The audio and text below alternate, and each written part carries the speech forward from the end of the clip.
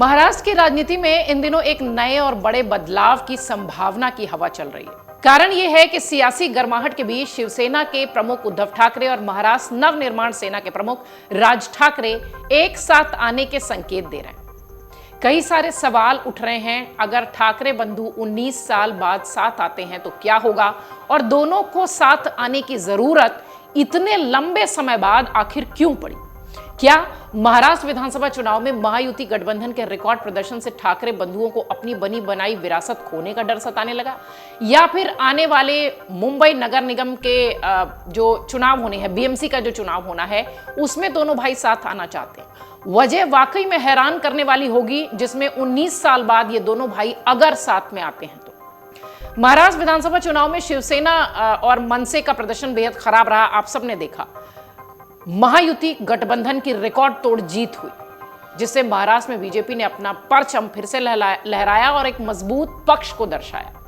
अब ऐसी स्थिति में ठाकरे भाई के साथ आने को इससे जोड़कर देखा जा रहा है। दो बड़े कारण बताए जा रहे हैं। पहला तो ये कि महाराष्ट्र में दिन प्रतिदिन बीजेपी लगातार मजबूत हो रही है, जो कि एमवीए और ठाकरे परिवार के लिए पॉजिटिव संकेत नहीं है।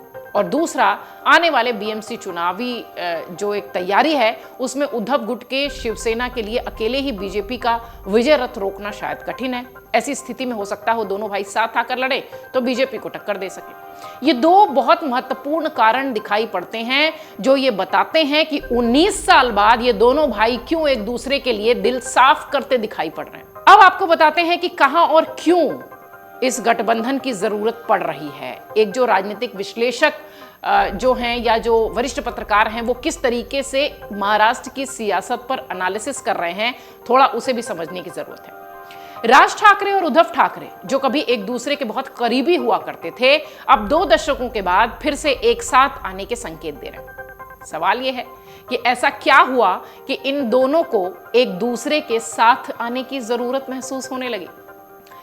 पहले तो यह बात साफ हो चुकी है कि राज ठाकरे की मन से राजनीतिक रूप से कमजोर है, और दूसरी बात यह कि एकनाथ शिंदे का अलग होकर शिवसेना अलग तरीके से बनाना उद्धव को मूल रूप से झटका है, कमजोर कर रहा है। तीसरी बात यह कि बीते चुनाव में बीजेपी और शिंदे की बढ़ती ताकत ठाकरे बंधुओं के लिए चिंता का विषय है। और चौथा सबसे बड़ा कारण बीएमसी का चुनाव है। इन्हीं कारणों की वजह से दुश्मन समझने वाले ये भाई अब शायद साथ आने की तैयारी में हैं। अब आपको बताते हैं कि ये दोनों भाई अगर साथ आते हैं तो कैसे आएंगे। महाराष्ट्र में बीजेपी की मजबूत स्थिति और शिवसेना तथा मनसे की कमजोर स्थिति को देखते हुए विपक्षी एकजुटता की जरूरत है। दोनों भाई मिलकर बीजेपी के खिलाफ एक मजबूत गठबंधन बना सकते हैं, जो उन्हें आने वाले चुनाव में सत्ता वापसी में मदद कर सकता है। इसके अलावा एनसीपी और कांग्रेस जैसी पार्टियां भी इस गठबंधन में शामिल हो सकती हैं, जिससे वो विधानसभा और लोकसभा चुनाव में बीजेपी के खिलाफ एक जॉइंट मोर्चा बन सके। अब इस बात की अटकलों पर जोर कैसे चल रहा है, ये भी आपको बताते हैं। हाल ही में अलग अलग कार्यक्रमों में बोलते हुए दोनों नेताओं ने यह कहा था कि मराठी भाषा और संस्कृति को बचाना आपसी राजनीतिक लड़ाई से कहीं ज्यादा जरूरी है। राज ठाकरे ने यह साफ कर दिया था कि उनके और उद्धव के बीच जो भी मतभेद हैं वो बहुत मामूली से हैं। राज्य के हित में उन्हें भुलाया जा सकता है। साथ ही उन्होंने यह भी कहा था कि अगर महाराष्ट्र चाहता है कि हम साथ आए तो हम अहंकार बीच में नहीं लाएंगे।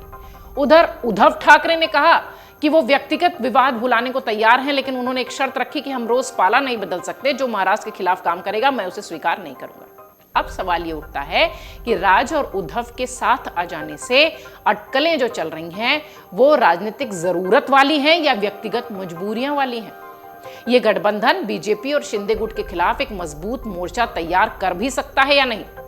ठाकरे परिवार की राजनीतिक धरोहर बचाने के लिए क्या ये एक महत्वपूर्ण कदम है?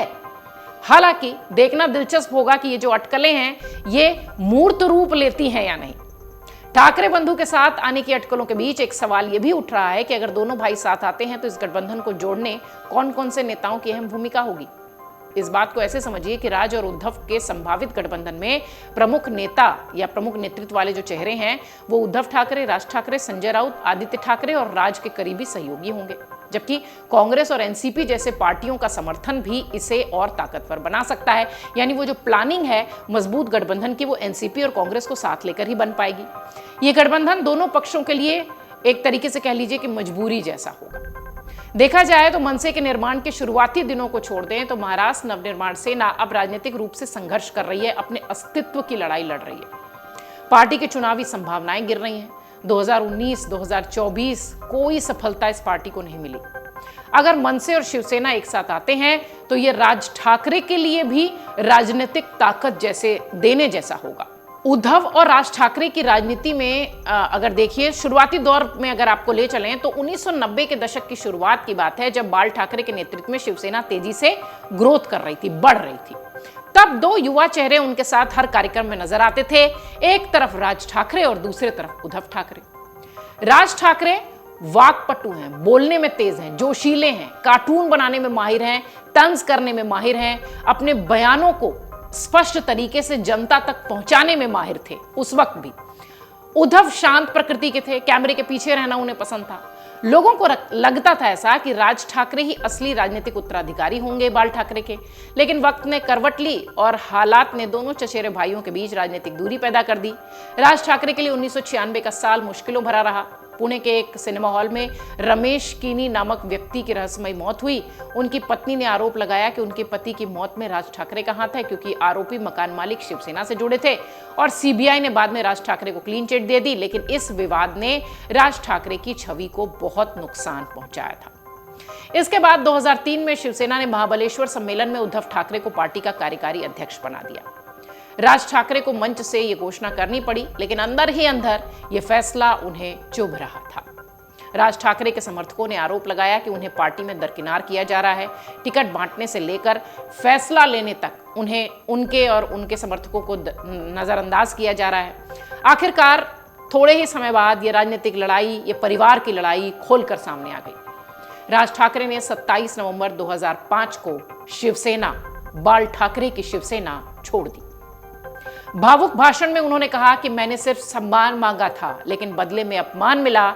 इसके बाद शिवसेना और राज के बीच रिश्ते कभी नहीं सुधरे। ऐसे में राज ठाकरे के अगले कदम को लेकर अटकलें शुरू हो गई।